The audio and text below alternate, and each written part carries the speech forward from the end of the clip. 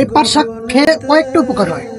পাট শাকের উপকারিতা, ব্যাচেলরের একটা জীবন দেখেন, সারাদিন ডিউটি করে আসে, ইফতার করে আসে, মাগরিবের নামাজ পড়লাম, নামাজ পড়তে পড়তে না তারাবির সময় হয়ে গেছে। আমরা এখন রান্না করবো পাটের শাক, গুরুত্বপূর্ণ একটা জিনিস।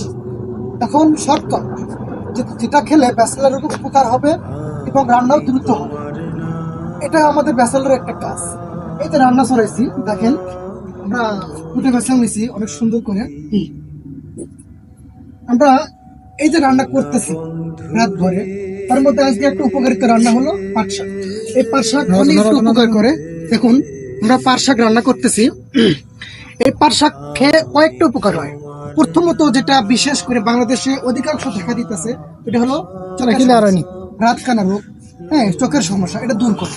দ্বিতীয় হলো বাত ব্যথা। আমাদের অহরহ হাঁটুতে, হাতে বাত ব্যথা দেখা যাচ্ছে, আমরা বাত ব্যথা ওটা দূর হয় এই পাট শাক খেলে।